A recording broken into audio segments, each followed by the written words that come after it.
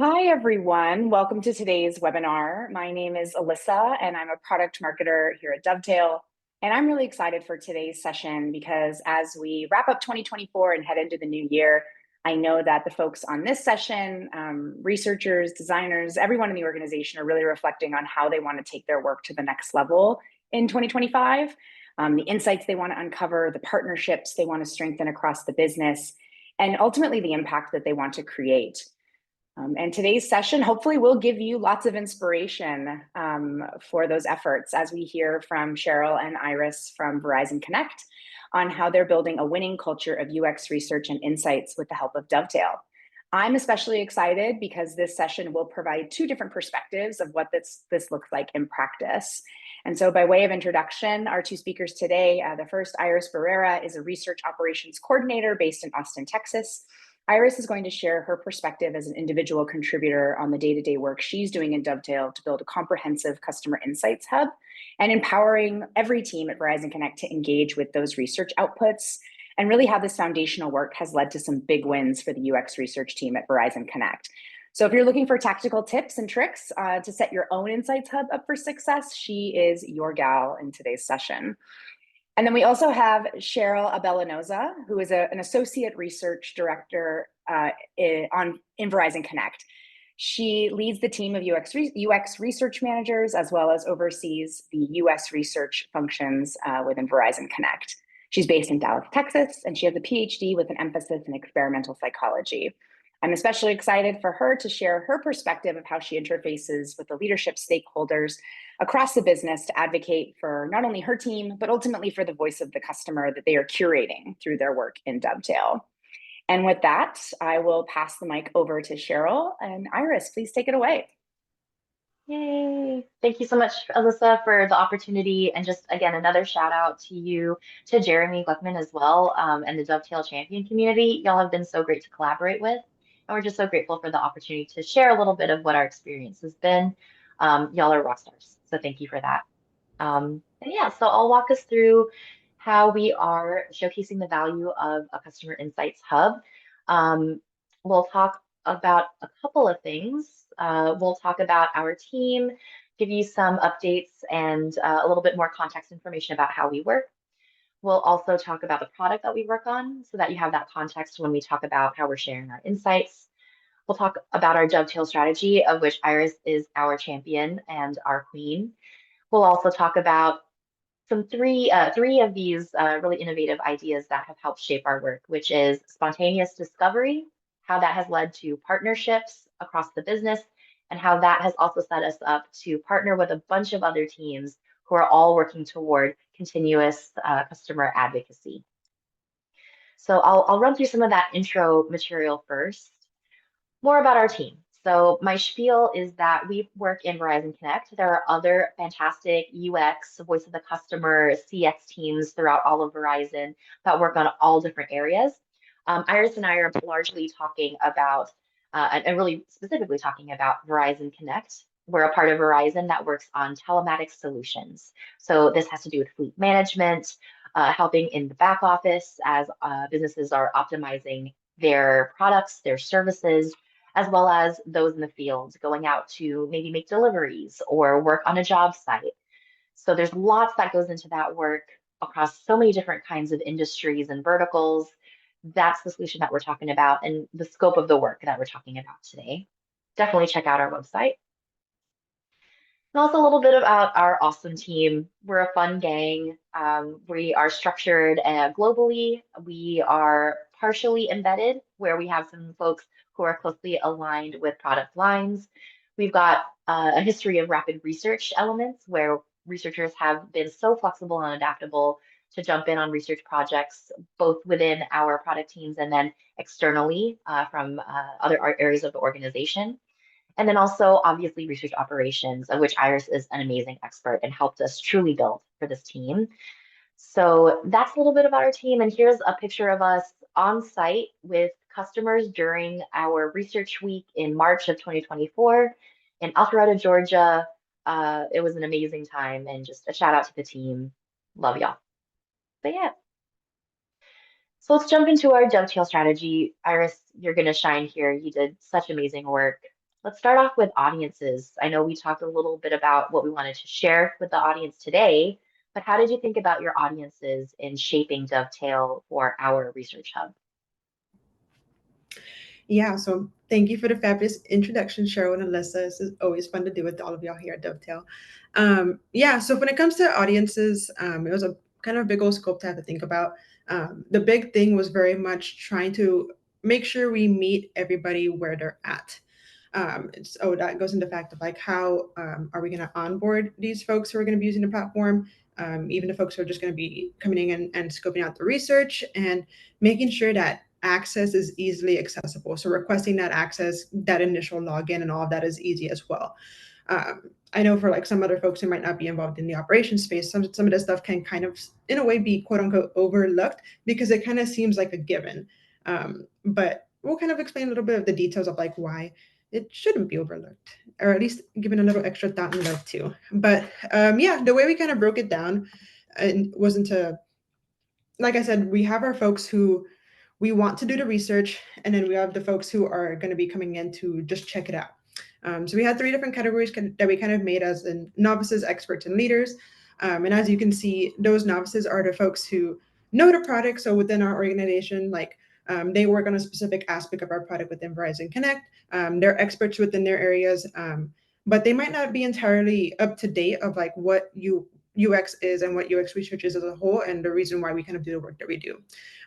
So we had to make sure to cater to that audience in the sense of like they know the company, the product, but they are not entirely sure who we are. And an example I can kind of provide is like engineering teams. You know, like we work alongside with them, and it's kind of like from our perspective to theirs. Like we know that they're over there doing some cool, nice, fancy coding stuff to make the product work, but we don't really know the ins and out of what they're doing. So it's kind of like a vice versa situation of like trying to have them cater to our work. As far as the experts go, those are the folks who are going to be there all the time, every single day. Hopefully every single day at least. But they're going to be the ones who are doing the research, and that's obviously the research team. And then we always want to empower anyone who does want to do research outside of that to go in. So if we have any designers, product owners, project managers, really anyone. We want to make sure that they have that ability to go in and do their research. Like I said, they're going to be a little bit more active on their own and don't really need that much of a push. As far as getting them in, we have to make sure that everything is really as detailed as possible. So making sure that they have templates set up, some discussion guides, research briefs, insight templates. I could list things for probably like 10 more minutes. I'll stop at that. But you're kind of getting the gist of like the stuff that we really have to cater towards that audience. And then our leaders, these are the folks who they wear the big pants in the relationship. They're the directors, the C-suites, and the VPs. They need that general understanding of what we are. So they know why we're there. They know why we're doing the work that we do, but they want that quick insight, those quick summaries to just kind of hand it off and like send it over to the right people. So in our scenario of like, hey, VP saw something that was really cool. They're typically going to ask like, oh, what's the biggest pain points? We got to make sure that we can hand over those insights as quickly as possible to get them to understand what those pain points are. So yeah, in a way, we kind of like you can see here, we broke it down into our own little personas and like had to make different strategies to fit each of those three. And of course, that goes into the context of, well, yes, there are three different personas and perspectives. You also have to kind of cater to all of them at the exact same time, which sounds crazy, and it's because it is. But yeah, and that's just really, like I said, going back to making sure that stuff works for our leaders and novices, because in a way sometimes they do kind of mesh and mingle of like, hey, they need the high level scope stuff of basic information to at least get their foot in the door to kind of dive deeper into our work. And then of course we have our experts and leaders. Sometimes they are going to be collaborating. Leaders are very much proactively seeking out research of like specifically, hey, what's your biggest pain point on X, Y, or Z? Making sure that those relationships mesh really, really well. Whew, okay, off into the taxonomies. Cheryl, I'm going to pause here. I'm not sure if there's anything else you wanted to add over to that before I start rambling on again. Yeah, no, I think the way that you kind of approached it, and as we were reflecting on the work that you did and that the team did in planning for all of this, it really was treating it like its own product research project, right? You come up with personas, you focus in on your audience. So I think UX researchers and UX research leaders alike just treat it like your everyday work and it'll help shape your everyday work too. Iris, you did such a great job advocating for each of those perspectives along the way. And so with that kind of transitioning into taxonomy, I know you get a lot of questions and we'll probably continue to receive from amazing folks who are curious. How do you build this taxonomy? What kinds of things were you considering? What kinds of features did you get to play around with to help make that a reality? Tell us more about maybe starting with the background kind of overview of the timeline and the different methods that you used to start building this taxonomy for us. Yes. So this whole process technically was about 2 quarters worth, but they all intertwined, and it's kind of like a living, breathing thing that is always functioning and ever changing. But the way that we kind of went about it, or at least I went about it, kind of treated it like a little internal research project of like, hey, what's the problem that we have here? Why did we acquire Dovetail as a whole in the first place? Because just for some additional context, I joined the team right as they had just made the purchase. So it was super, super new. And we're all trying to figure out, and everyone was super excited to get in. But yeah, we did some internal interviews with all of the what we considered stakeholders for me, which were our research team and the folks who were going to be doing research of like, how do they do their work? What pain problems they come across when it comes to other stakeholders that ask for their research, what's that process of communication and how they communicate that work out to them, how we find work, because we were using the Google Drive in the past. And as anybody knows, if you type in a simple thing such as pain points, Google's going to give you something back that might have the word pain, and it'll probably be from like 5 years ago versus from the last 2 or 3 quarters. So it's a little bit tricky of trying to navigate a little searching mechanism like that. So we were trying to figure out, okay, like, how do we make sure that the results that folks are searching for are the actual things that we get back for them. So that's where a lot of like the internal interviews came into play. Like I said, it's a very like kind of sort of internal small research project that we kind of conducted. After we got those findings back, ran some workshops that included a little bit of a card sorting system where we broke down the different product lines that we had, and it was just like, hey, what are some typical terminology that we come across?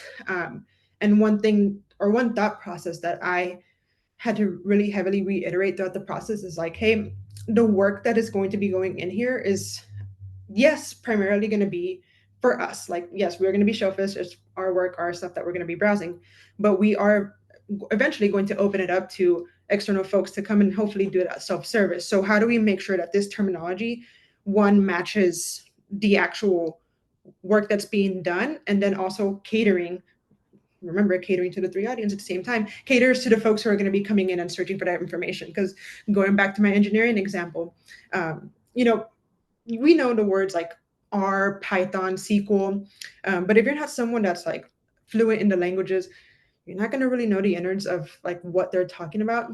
Like I said, same comes over here. There are some words and specific terminology that we use within our workspace that someone who is engineering, sales training, or like even marketing sometimes might not even completely like have the same understanding too. So we did have to create two different, technically there's more, but two separate groups of workspace boards to make sure that whenever whoever excuse me is in here doing research, they can cater to all those audiences while also being true to the work that they're doing. And finally, once we kind of set that first little iteration out of our taxonomy and workspace boards, feedback and reiterate is as anything goes, you would always hope that whatever you put out first is what's going to land. But like I was mentioning, this is a living, breathing organ in a sense that like, trends change over time, teams get restructured over time. A lot of things change within the business that we kind of have to keep on top of to make sure that the work that we put out from the taxonomy also helps inform the rest of the system as a whole. So yeah, that took a little bit of technically 2 quarters, but really 3, but really kind of like 2 years in a sense. But if we head on to the next one, Cheryl, you can kind of see how we talk a little bit more how the structure informs the output. So I briefly mentioned it, but I'm gonna try my best to like kind of not go off on my little like gear hamster roll thing of everything that we do helps format the way the information is sent out. So starting off as one specific tag. One example that I always remember from one of our trainings is one of our researchers, and I'm not going to put them on the spot because I would never do that, but their tag was like, it's 17 semicolon does not work.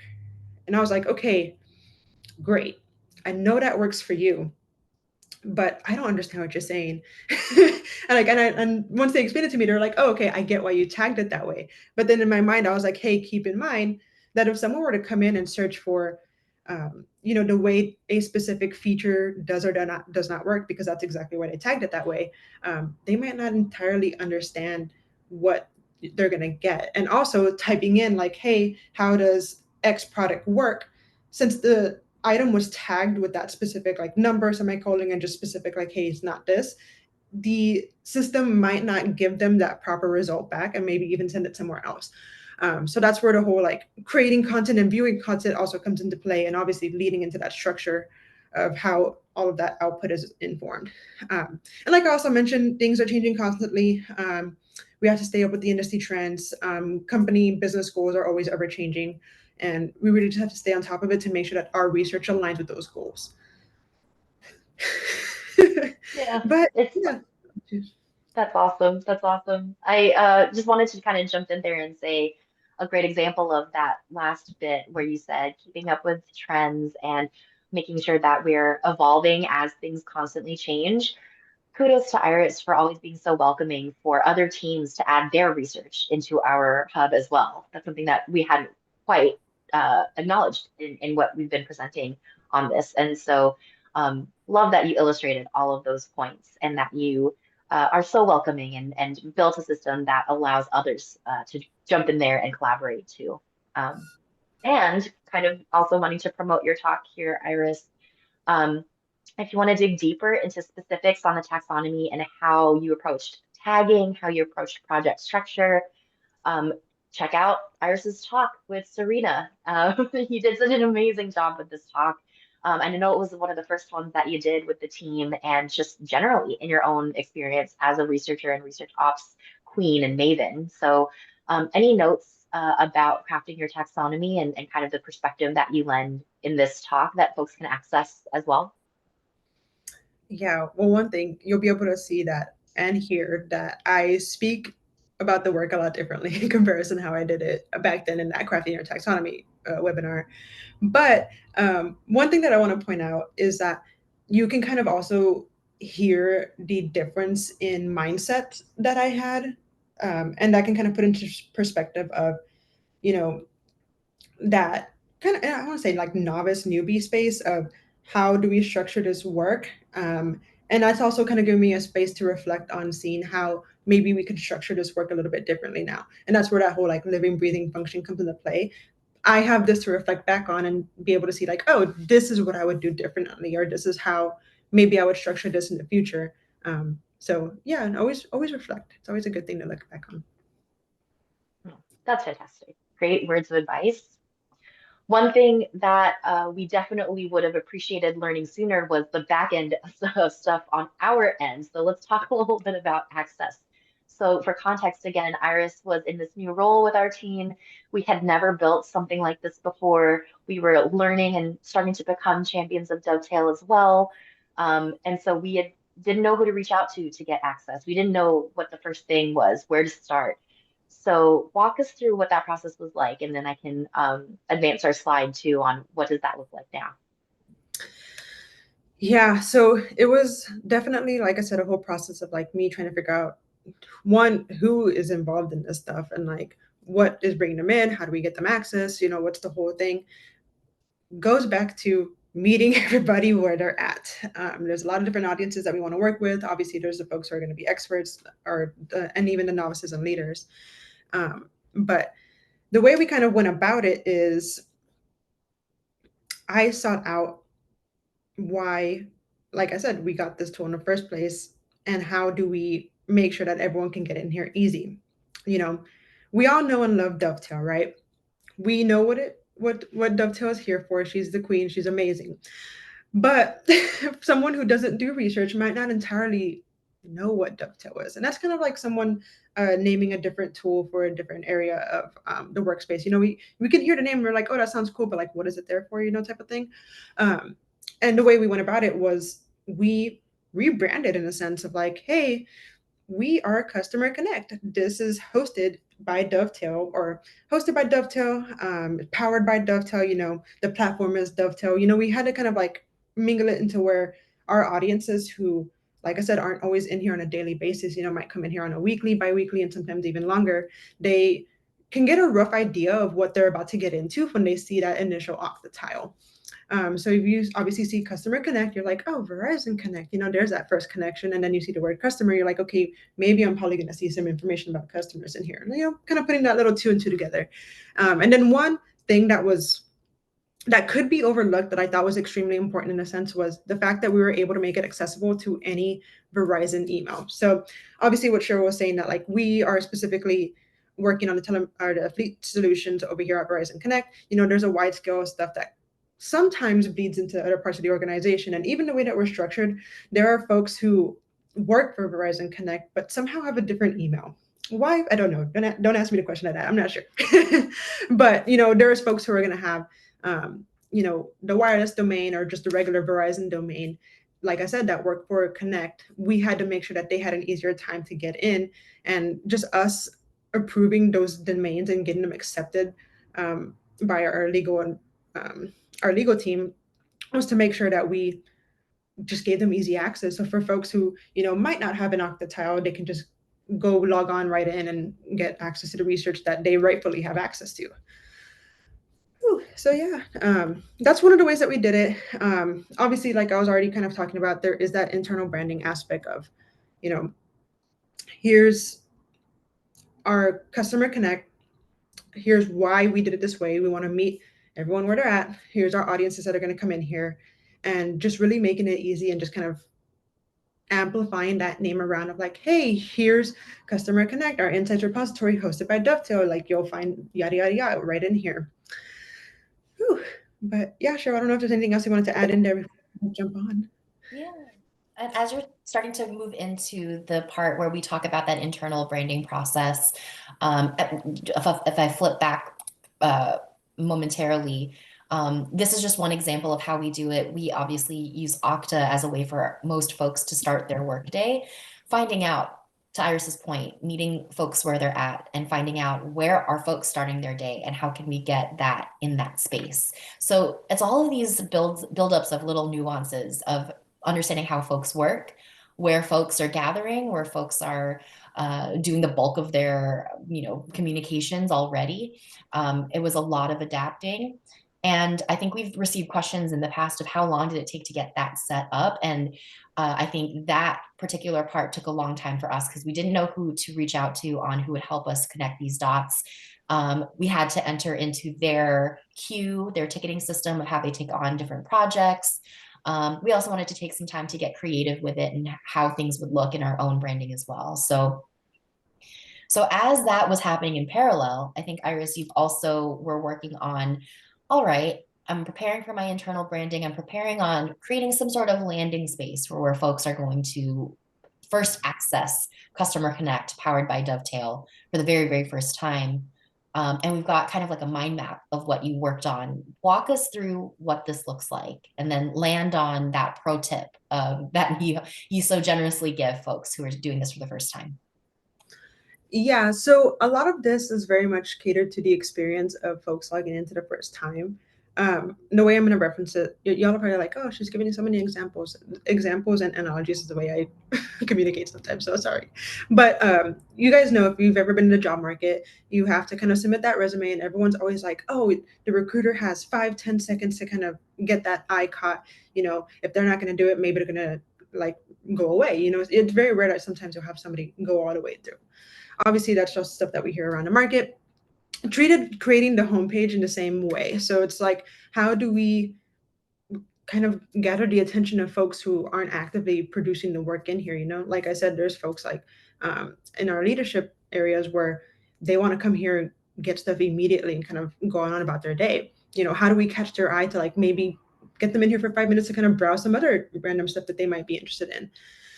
So yeah, we structured it into a few different ways. And one of the pro tips that I can kind of really, hopefully he'll focus on is to just focus on the content first. And by that is obviously one, the structure of how you have the page set out, what do you want to prioritize up top, what you want to kind of put down in the middle, and like afterwards it's also the pathway of the content that is in the homepage. So as you can kind of see there on the screen, I have a bunch of stickies of different trails of like, okay, if someone is going to click this, here's the experience that they should go through throughout the entire time and possible different pathways that they may take following this specific outlet. And I say that all to say, starting here makes doing everything so much easier in the sense of creating the content. Because as you can see, it's a lot of random content, not random, but good stuff. But it's a lot of backing information. And we really have to rely on the fact that some people are really going to only jump in here for the first time for 5 to 10 seconds. And we really have to make that impression and make it a lot easier for them to go through our entire platform. Because if anyone does use Dovetail, you guys know if you have edit access to the homepage, while you are live editing the homepage, if anyone jumps in, they can see you live editing the homepage. So say if you add something here of like, oh, here's your initial walkthrough, welcome to the page, follow this pathway if you have want to learn how to search for our stuff.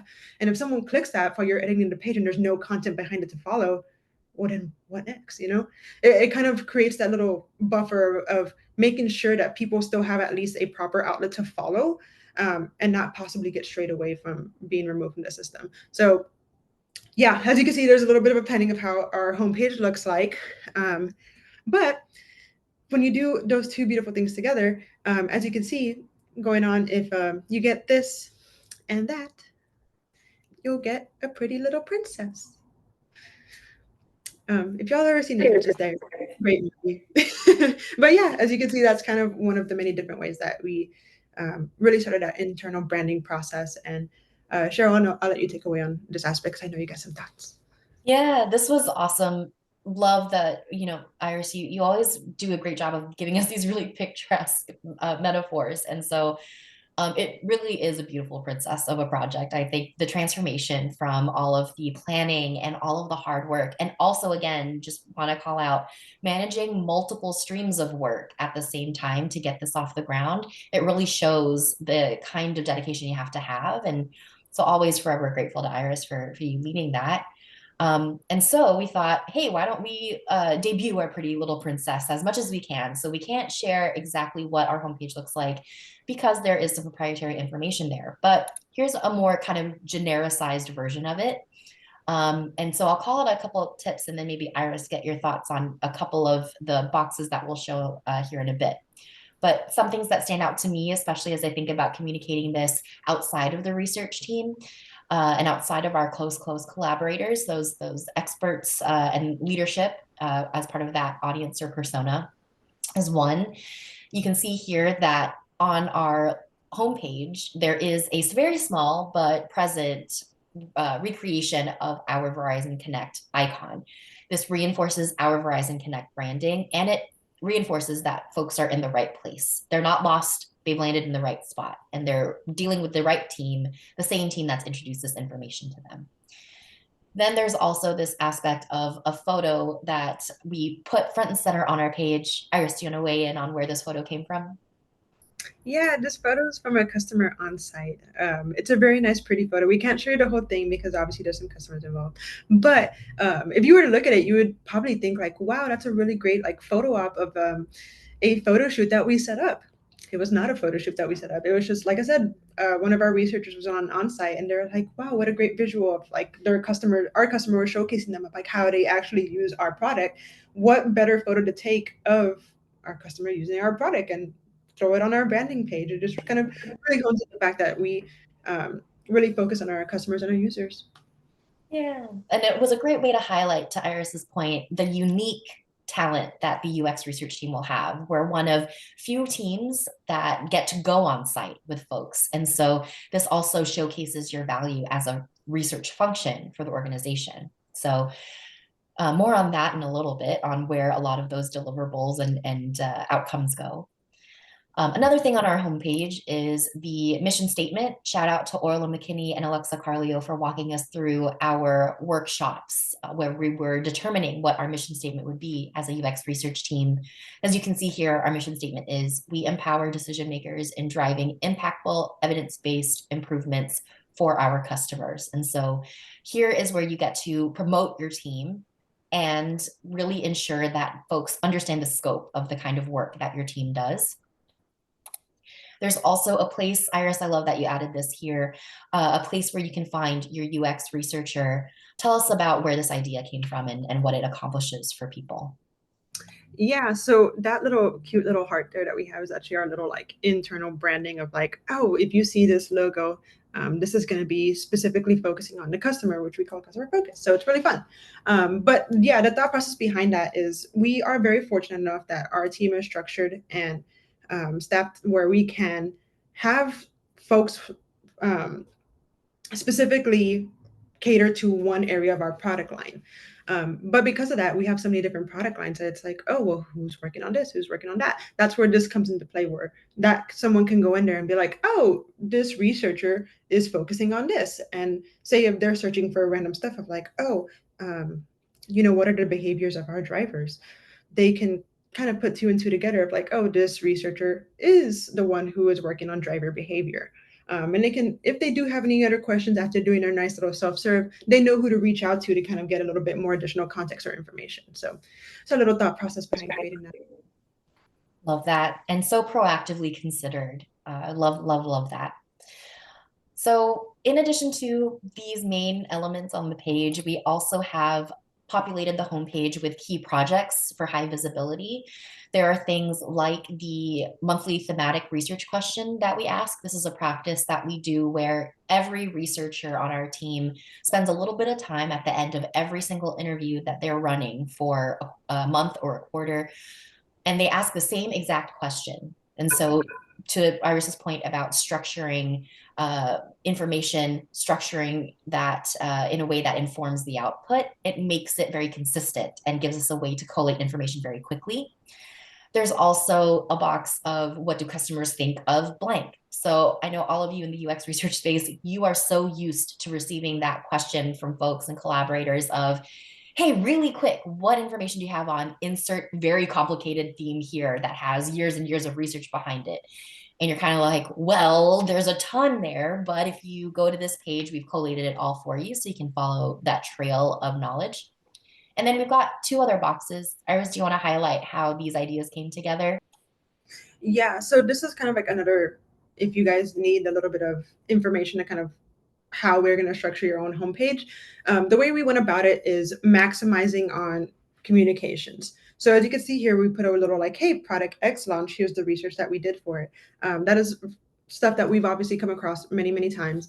But say you're in a quarterly town hall or just like a random like high leadership meeting that comes across every quarter or every bi-quarter type situation, and they're talking about a specific scenario where in this specific scenario we recently had a town hall and they're like, hey, this product here just launched. That kind of gave us the opportunity to be like, oh, leadership, the folks who got the big pants on are really focused on this and they're really excited to hear about this. Well, guess what? We did research on this that helped inform that launch. So let's highlight it, throw it on the front page, and make sure that whenever leadership or anyone else who might not be the experts in here comes in here to look at this information, they have a direct outlet to reach that specific information, and hopefully gives them, like I said, the ability to go in and dive deeper for the whole world of research that we've created. And then, of course, there's the other part for the key insights of 2024. Again, you guys just saw Spotify Wrap, even though it was a little bit funky this year, but that's a whole another conversation. But that's kind of the idea that we went in this key insights of 2024 of informing the really neat stuff that our entire team did throughout the year. We were very fortunate enough that we had quite a few things launch over on our side, and we can just throw in and highlight some of that work that informed those product launches. So just a few different tips of how you can structure your homepage. And one other thing I do want to mention before I pass it over to you, Cheryl, in regards to like updating this stuff, structured wise, it was always quarterly. So say, sometimes, like I said, sometimes these meetings might be biannual type of situation, and you're kind of like, oh, I can't just count on that all the time. What other stuff can we do to kind of help cater it? Just reference back to your research team, like what is hot topic of mind for that specific quarter. And that's kind of another way that you can go through and highlight that information. Or even if you're collaborating with other teams where we are fortunate of where they have specific results of, how our customers are feeling about the product, like specific feedback surveys, we can highlight that here on the homepage here and change it quarterly. But yeah, we do have that set structure, changing it quarterly. And then obviously kind of doing that little ad hoc sense of like, oh, there's this little hot topic going around, and this is something that we should highlight. And that's kind of where Cheryl's our little ears and eyes on that place, where she's in those cool, neat little meetings, and she'll be able to kind of tell me like, oh, this is what they're talking about. And that kind of allows us to highlight stuff. Yeah, actually very apt, because it's exactly that experience that led us to have this moment of kind of spontaneous discovery, is those meetings where maybe not the entire research team has gotten a chance to be in that room for, but those of us who are advocating for the research team get a chance to be in.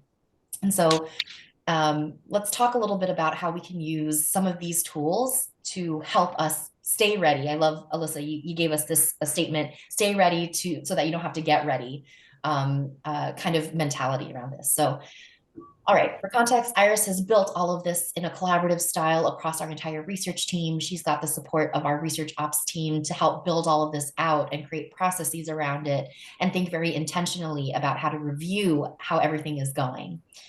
And just as I mentioned, you're all probably always, getting the question, what do we have on blank, right? So in thinking very intentionally about the structure of our information, we can leverage things like Gen AI. And so Dovetail has a solution called Magic Search that leverages that functionality to help you gather information and insights very quickly, especially for that expert persona that Iris highlighted. Our high-level directors, our C-suite, our SVP, our VP, they need insights in manageable chunks and very quickly. In the past, when we didn't have a solution, we were doing this manually in an Excel sheet, and we had to swarm.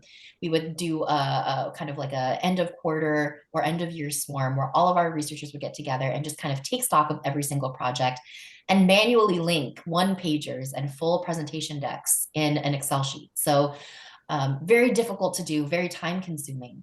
But now you have this ability to ask in a very conversational way a question, a research question. So we'll take Iris's example from before. What do we know about drivers? And then get this really high level, but very accurate summary of the research that's been done to date based on the research that's input into Dovetail. So here again, we can't show you exactly what it looks like. So it looks very much like a redacted report, right? But here we can call out some great wins that this magic summary gives you. So first off, we've got metadata. We can say for KPI reporting reasons, we've got 8,003 results that are related to this. And here's a great summary of 78 results across 6 projects. This is the amount of work that our research team has done. And so that can really speak to the bandwidth, capacity, and impact that our team has had.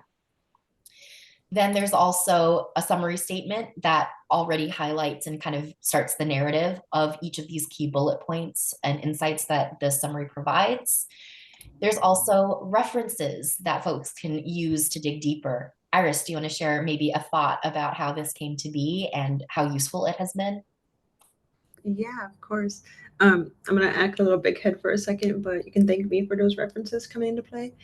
Just kidding. No, I definitely did tell the team at Dovetail, like, hey, it'd be really nice to kind of have a little outlet to go back and seek our work. And I don't doubt that there's other folks that were mentioning that as well, but they were very much on top of making sure that we got those references in there.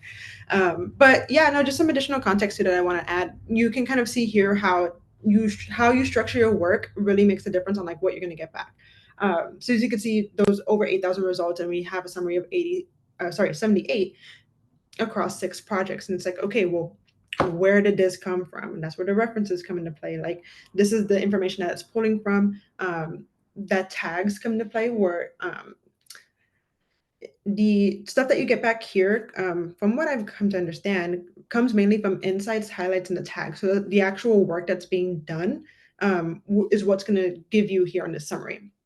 So those 8,000 results, that's going to include anything and everything when it comes about us trying to figure out information about our drivers. So this is where, like I said, structure really does inform the output because it gives you more of a catered result back and kind of obviously an easier thing to kind of share out with other folks. So Yeah. This was fantastic. Also, love that there's consideration for other tools that play really nicely with this process. So here you can see that Magic Search is available directly in Slack. Slack is something we use very heavily in our group. So do you have any notes about this, Iris? yeah, if your company has the ability to get that Slack in there, do it because I mean, I'm sure as anyone has experienced it, you can give what's that example? You can take a horse to water, but you can't force it to drink type of thing. You can give stakeholders everything and anything to get access to a platform and they just won't do it. Can't answer why, but that's just how some people are. Slack, that integration with Slack gives one other outlet to make it a lot easier where they can just message Dovetail and be like, what do we know about our drivers? And they don't have to get into the platform. But maybe them getting that result back will make them want to get into the platform because then they'll be like, wow, this is so cool. Like there's so much information about our drivers here. I want to find out more. So definitely capitalize on those different outlets because you never know how you can kind of get more eyes into the work. Fantastic. I love that. And then we've also loved that we can save those searches. So if whether you're, looking for a broad research question or looking for a very specific insight, whatever you search, you can save. Would love to be able to follow that with references as well, so that you can kind of track the longitudinal nature of your research too. But other things that we haven't called out specifically just yet is that you can also refresh that search. So if you get something and it's not really hitting right, or you want to see what other kinds of results might you get if you were to do the search again, you can refresh that here with this. And then you can also rate it, and that helps us get feedback on what's helpful, what's not helpful, what might need some updating, things along those lines. So to preface into moving into our next topic, we're also getting ready. We're staying ready so that we don't have to keep getting ready with each reactive ask that we might get. So as the team is working on this, I might be able to layer on a leadership and advocacy perspective. This is where we talk about spontaneous discovery. So from my perspective with the team, as I go in and try to advocate for every single person on that team, I sometimes am pulled into things like roundtables, maybe roundtables with leadership or other folks across the business. And maybe in those meetings, you get 5 minutes, 30 seconds more like it, to be able to showcase what your team is working on. And so simplifying and streamlining that message is so important, but you can't really do that on a whim. And so what this allowed me to do was go into our Customer Connect and find research that could be really, visually or insightfully, impactful. So one example of this is we were preparing some content for a leadership roundtable with our senior vice president. And I thought, well, our team is already doing this monthly thematic question practice. We have organized that research according to that structure in Dovetail. Why don't I just dig in there without bothering the team, without taking anyone off any projects or adding more time on calendars for swarms? Why don't I just go in there myself, self-serve, and find stuff and just kind of maybe get the team's thoughts on clips that I might want to bring to that roundtable, just so that we can keep UX research top of mind and also advocate for our customers and what we're hearing from them. So I did that. I was able to find Iris doing an amazing interview with a customer, and I was able to then tag that information and other bits of information as potential roundtable discussion points. I could make sure that those clips were within 5 to 10 seconds so that they were manageable chunks, and really highlight really cool areas that were parts of great conversations with customers. So then I brought that. I had some in my back pocket. I had maybe 10 seconds to speak up in one of these roundtables, and our senior vice president said, "Get that to marketing." And I thought, okay, cool. And Iris, if you want to jump in here, what did you think when I came back from that roundtable and said, okay, we've got to get this to marketing?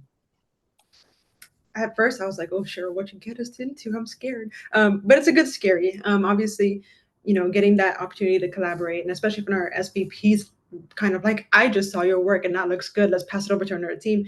You kind of feel that internal pressure of like, oh my goodness, I have to do this and get this to the internal team. Like, and even though he didn't give me a timeline, I have to do it. I have to give it to him by yesterday type of scenario.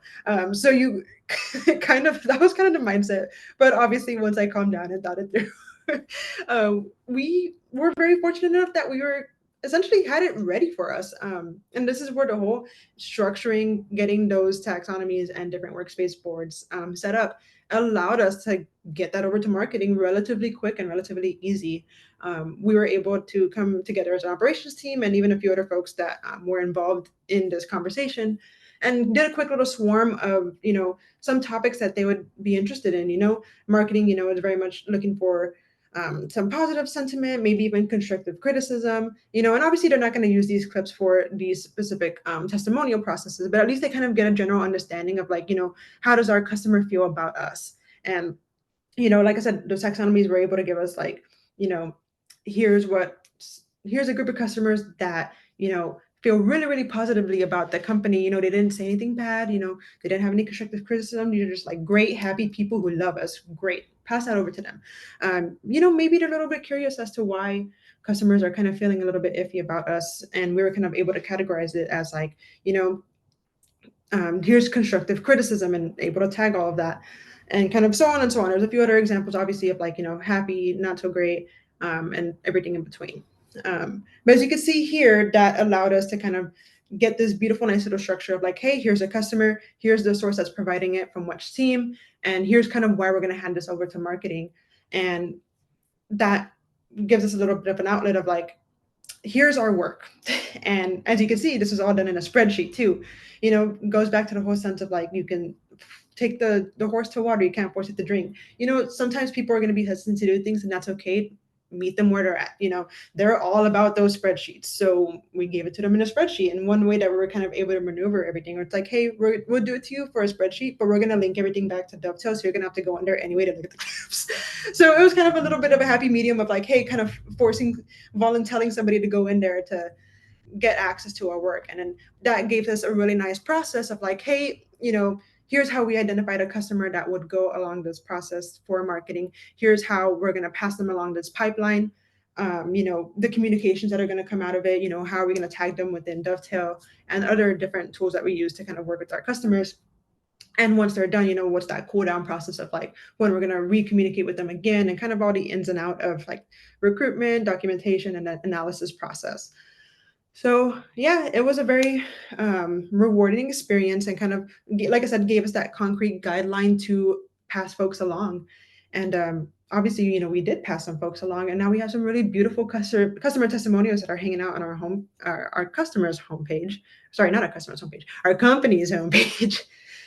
And as you can see, this guy, I talked to him, and then we had a really cool conversation about the product. He gave me some constructive criticism on some stuff that would like to be better, stuff that he would like to see in the future. But he was overall like super cool dude, by the way, easy to chat to. And because of that, here he is hanging out on Verizon Connect's page talking about how cool the company is. So yeah, it's very rewarding. Yeah, super cool to get to celebrate how we can make an impact as a company. So also from a leadership perspective, now you've got something to track as a team deliverable that showcases that impact. And this was so successful that it had us thinking about, hey, how do we make more partnerships? Maybe there's other requests like these that we can help influence. So some examples that we can quickly go through are a leadership summit that our team asked us to provide customer clips for. We came together, did a brainstorm, and it was really easy to get into Dovetail and find clips that addressed some of these questions. We also got to experiment with what would a live interview with a customer look like. And an idea that Alicia Nachman, our director, also had a thought about was, hey, why don't we get people into Dovetail and have them do a scavenger hunt? So it got us a place to play. And then also, oh, sorry, did you want to jump in, Iris? No, I was just putting my water bottle down, sorry. Oh, yeah, no worries, just checking in. And then also hackathon. So we have a hackathon. I'm sure many companies like us have these innovation days or hackathon days where groups get together and you get to work on something that's a little different and just have some fun.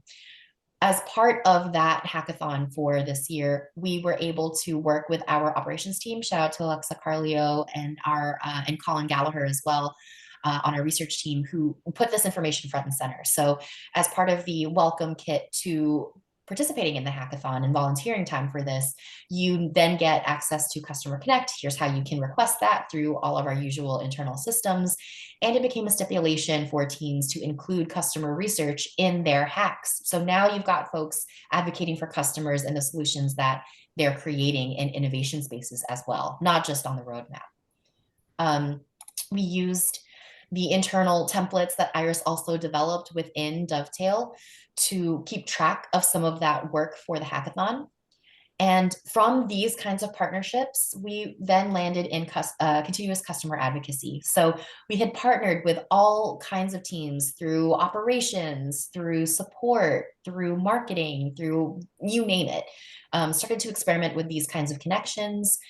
How do we keep these going? How do we build and maintain these bridges? And so that's where our monthly roundtables kind of come full circle. We now replicate this process with other teams. We establish continual checkpoints, oftentimes monthly, quarterly, to ask about the work that's going on. With marketing, we continue our warm leads handoff process, which again allows us to find great customers for that work, but not disrupt the work that our researchers are heads down on, and also influence some deliverables where our research team has impact. And maybe also generate some copy, looking at customer quotations. Maybe we can help create those. We're also experimenting with how to work with our amazing, fantastic support team. Shout out to Rosie and Sean for our collaboration there.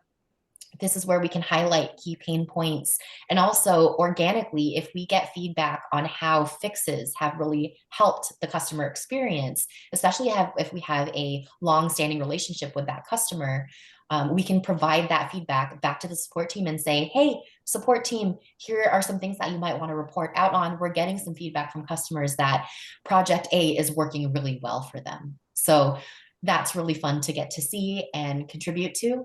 And then finally, something that we're experimenting with is working with our sales team in the new year. So in the past, sales teams haven't really used real customer videos and how to, practice creating a pitch. And so here's how we can offer some materials that can help with that. And then we can also provide some real world scenarios for them to prepare for. So some food for thought for you all to consider as you partner with teams. So this is what we have been winding our year down with. We're looking forward next year into more partnerships and maybe some more AI. So Iris, anything here that comes to mind of what you want to experiment with further? Yeah, it's just kind of embracing that world of AI to allow us to get those more partnerships. Because just obviously you hear the word AI and you're like, oh my God, big scary stuff. It's kind of just looking back at that magic search, that is technically AI. How do we capitalize on this stuff and kind of make sure that it's easier for these new partnerships to come into play and make it easier for them to access our work. So yeah, it's just exciting stuff. Awesome stuff. And also, just kind of to call out, surprise, if you've been following along in this presentation, you've been dovetailing this whole time. We've got some follow-up questions where we have video clips for you for discussion points. And I know we'll move into kind of like a Q&A, a little Q&A here in a second. But to create those video clips where Iris and I weigh in on some other themes, I just uploaded a chat that we had, and I was able to use our tagging system to create very quick clips, very easily exported them, and seamlessly integrated this into my presentation in Canva here that we started building together. So being able to do that very easily, very quickly is just really, really helpful. And it cuts down a lot of the manual work that we've had to spend time doing in the past. So that kind of rounds it out for us on the main content. As always, we're available to, I just realized I'm wearing the same sweater that I was wearing in my photo on LinkedIn. That's kind of awkward. But connect with us on LinkedIn. We're always eager to chat about this. Definitely check out Iris's past talk on crafting your taxonomy. We've done another one of these on just talking about how to, highlight the value of this process, all of the different processes we're experimenting with. And if we're talking about things that we're looking forward to more Q&A. So reach out, ask us questions. We're available on LinkedIn to help field some of those things. Iris, you're amazing at this. You have a wealth of knowledge to offer to folks. So yeah. So I think, Alyssa, handing it over to you, we had some questions that you prepared for us based on your conversations with folks as well.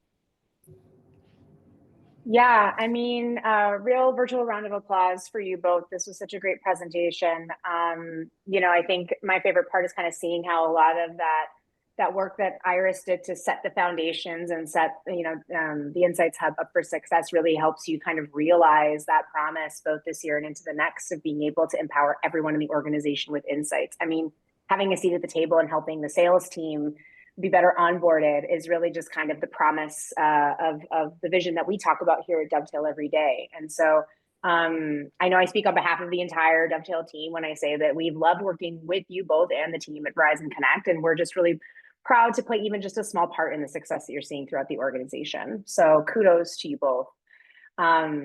I know we've had a lot of questions come in. I also know we're running short on time, so maybe we'll just keep it to 2 questions. And then, like Cheryl and Iris said, they've also prepared a lot of great kind of follow-up materials in these slides, which we will share after the event. So maybe just digging in a little bit, Iris, you mentioned Magic Search there as like a real opportunity to get those insights in the hands of stakeholders even faster.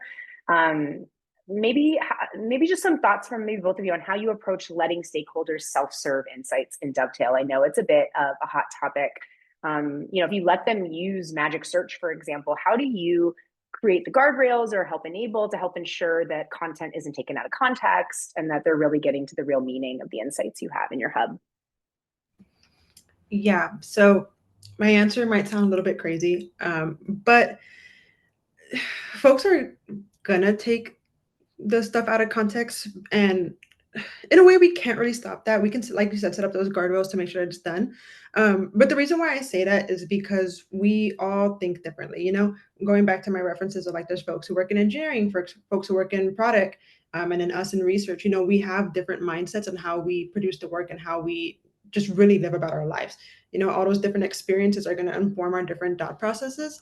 And like I said, we can't really stop that out of context. And I consider it more of a like having a different outlook of what we are doing, because anyone who does research, you're always like, oh, remove yourself from those biases, and we could be like, okay, cool, we'll do that. And you say it, but at the back of the mind, you're always going to have like that little internal thing of like, oh, wait, maybe I do have a bias on this, especially for us who do research, we're working within the product every single day. We're naturally going to get attached to that work and have a little bit more of a like heart to heart with it. So in regards to that, I say all that to say, we could always set up those guardrails of like, here's how we structure our insights, and make sure that the folks who are putting these insights out follow that structure, not necessarily to the T, but to as best as they can, in the sense of like, here's what the insight is.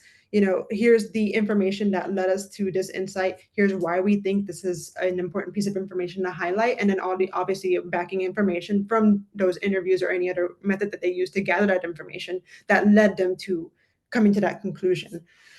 So hopefully by doing that, we in a way set anyone else who's in here searching for the work, setting them up for success to hopefully not take that out of context in the sense of like, no, you turn left, but no, it's actually right. Like nothing like super out of left field like that. But obviously it's normal that folks are going to have a little bit of a different understanding when they read something just based on how we all kind of go in our day to day.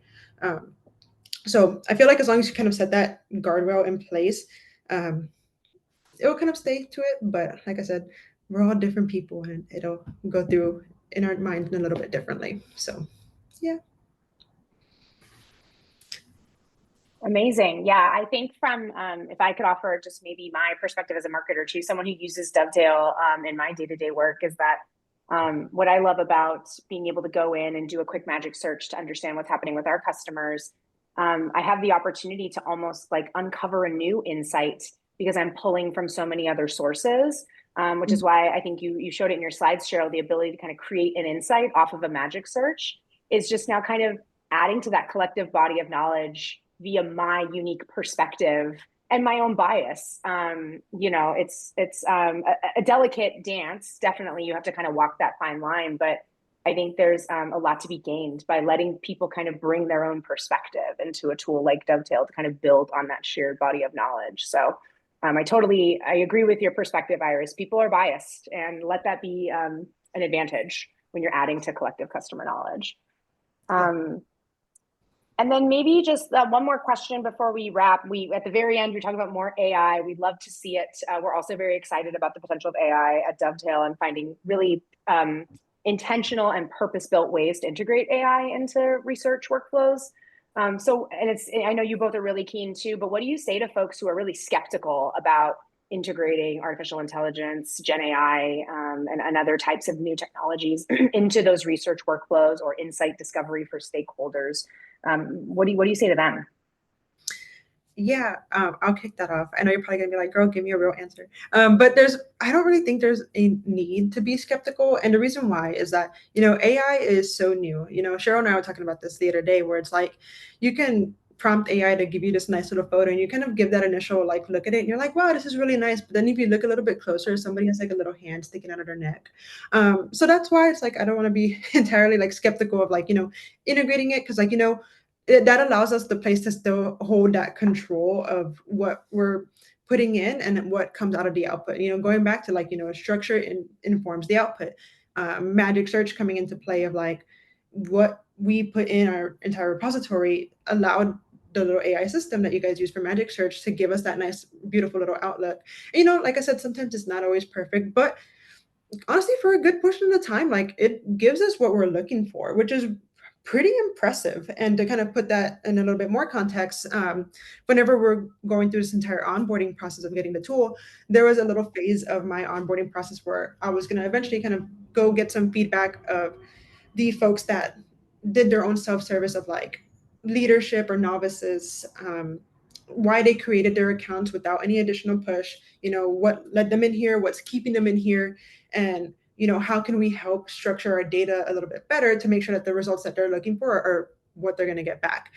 Because before then, I don't know if you guys ever remember a world without Magic Search. I don't anymore because it's beautiful. But sometimes you would search something and it would just kind of give you the whole realm of the entire repository, which is great because you're going to get all those key information up front. But it really is that detailed data that you used to see.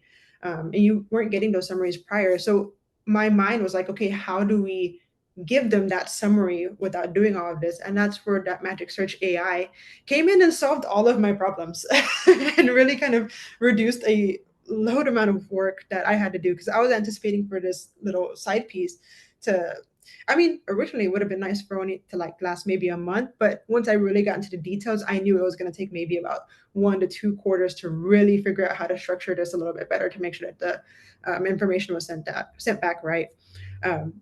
And Magic Search AI solved all that for me. So it was very, very helpful.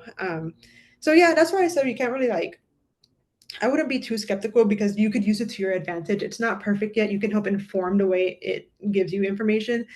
And at the end of the day, you can't code empathy. So just keep that in mind. We're all still people and we all live differently. And, those different outlets, you're not going to get that in AI. So don't be skeptical. Don't be skeptical. Just let it be your friend. Yeah, if I could jump on to that, I love, Iris, your statement there, and it came through in us preparing for the slide. You can't code empathy. And so just wanted to point folks to that line of thinking. There's a lot of research in that space. Check out the 4 M's, Multiplier, Magic, Mistakes, and Mayhem, Help Frame Your Workplace AI Strategy by Forrester, and also Forrester's CX Summit talk, Introducing Your Future AI Consumer. They talk about agentive and assistive tasks and how can you make AI be your buddy instead of a force that you fight against, right? So just wanted to call those out, and the links and potential links and screenshots for some of these other resources are in the slides that you can access after this talk. Amazing. Well, thank you again, both Cheryl and Iris. This was a packed session full of insights. I know I took a lot away from it, and I know our viewers did as well. So thank you so much for taking the time to put it together. Like I said, we'll be sharing the recording, we'll be sharing the slides out, but please do connect with both of these leaders in the research space. They are 2 people to watch for sure in 2025 and beyond. So With that, I'll thank everyone for joining today, especially to Cheryl and Iris, and happy holidays, and hope you all have a great new year as well. Cheers, thanks. Thank you. Thanks.